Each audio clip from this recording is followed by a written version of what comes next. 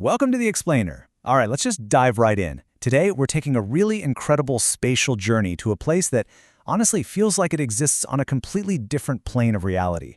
We're heading to Lhasa, the absolute spiritual and cultural heartbeat of Tibet. And, this isn't just a city. It's this ancient sanctuary carved right into the extreme heights of the Himalayas, where literally every stone, street, and mountain pass just hums with centuries of devotion. So I want to kick things off with this incredibly powerful local saying. Lhasa doesn't lack oxygen, it only lacks a lack of faith.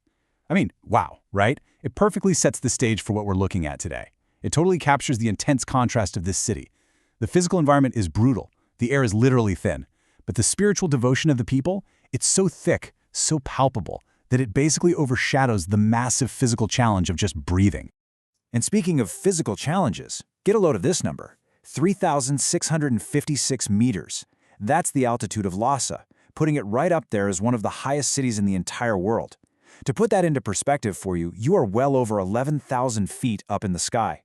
Visitors, pilgrims, pretty much everyone feels that physical toll immediately. But with that crazy altitude comes some truly incredible light. Soaking in over 3,000 hours of glorious sunshine every single year, Lhasa has absolutely earned its nickname as the City of Sunshine, high atop the Tibetan Plateau.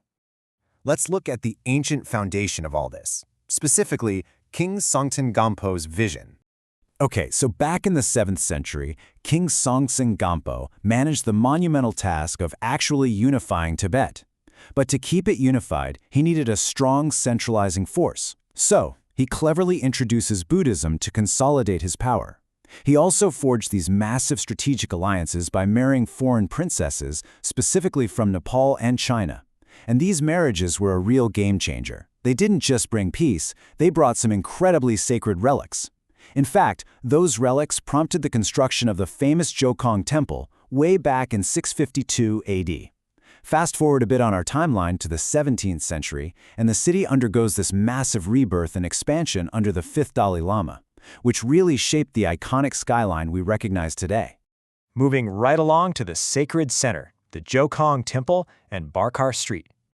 So, the crucial point here is why exactly do millions of pilgrims endure these grueling months-long journeys to reach the Jokhang Temple?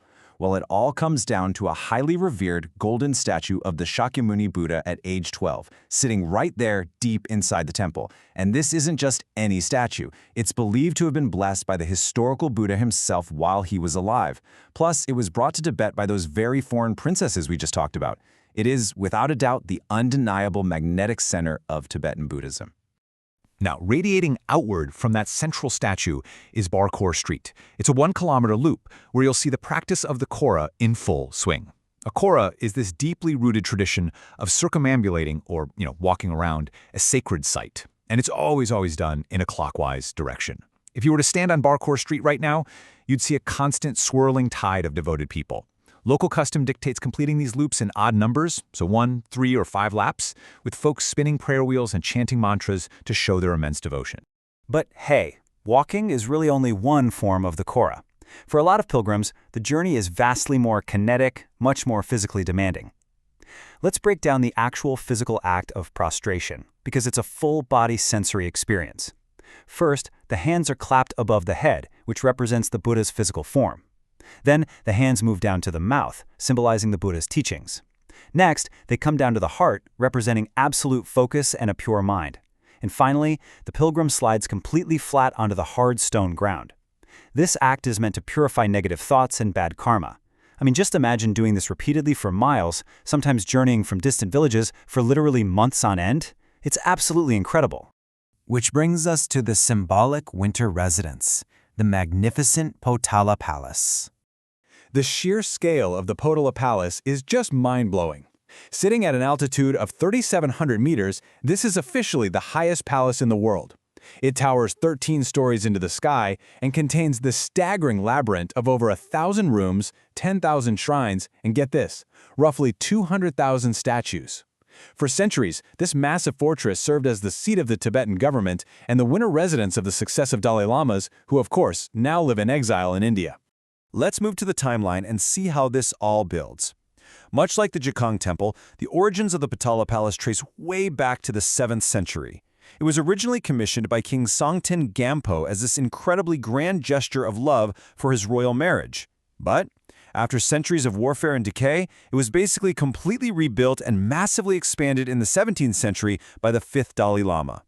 Present day, this architectural wonder functions primarily as one of the most fascinating museums on Earth, protecting some truly incredible artifacts and historical documents. Now, if you look closely at the palace, you'll notice it's distinctly color-coded, which actually helps us decode the massive complex. On one side, you have the White Palace. This was the highly practical administrative center of the government, and it contained the former living quarters of the Dalai Lamas. But striking right out from the center is the Red Palace. This is the deeply sacred spiritual half of the complex. It's where you find the thousands of statues, the intricate mandalas, and the highly revered, jewel-encrusted tomb stupas of past Dalai Lamas. Now, what's really interesting about this next part is the ancient engineering behind those massive colored walls. It's just as fascinating as the palace itself. This titanic structure was built using only stone, clay, and wood. Absolutely zero cement was used to hold this 13-story marvel together. No cement at all. And that brilliant white exterior, well, it requires a tremendous amount of maintenance. Every single year, the walls are entirely whitewashed by hand. But they don't just use, modern paint off a shelf. They use a completely organic mixture of chalk, water, milk, and to give it the necessary stickiness to actually bind to the stone, they mix in real, sticky honey. How wild is that? Okay, let's shift gears to the intellectual practice, monasteries in motion. This brings us right to the great monasteries, starting off with Drepung Monastery. Founded in 1416, the scale of this place is, again, just hard to wrap your head around. At its peak, it housed up to 10,000 monks at a single time. 10,000! So it wasn't just a building, it was basically an entire functioning university city. In fact, before the massive 17th century reconstruction of the Potala Palace was finished, Drepung Monastery actually served as the primary residence of the Dalai Lamas. But honestly, perhaps the most captivating intellectual practice happens over at the Sera Monastery, which is super famous for its daily monk debates. Now, this is not your typical quiet library study session. Not at all. It is a highly structured, kinetic intellectual sport. You have the questioner, who stands tall, using really aggressive body language, taking dramatic steps forward and loudly slapping their hands together. That sharp crack is literally meant to open the mind of their opponent. Meanwhile, the answerer remains seated, perfectly calm and collected, and their job is to defend their deep philosophical and theological stances against this barrage of intense, energetic questioning.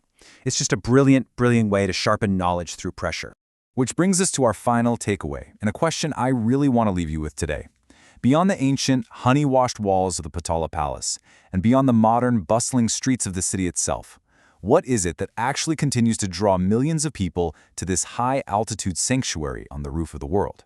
Is it the deep history, the breathtaking architecture, or is it that undeniably palpable faith we talked about at the very beginning? Lhasa's incredible spiritual endurance survives and actually thrives against all odds, and it's a huge testament to the sheer power of human belief. I really hope this explainer has sparked your curiosity to keep exploring this amazing place. Thanks so much for joining me, and we'll catch you on the next one.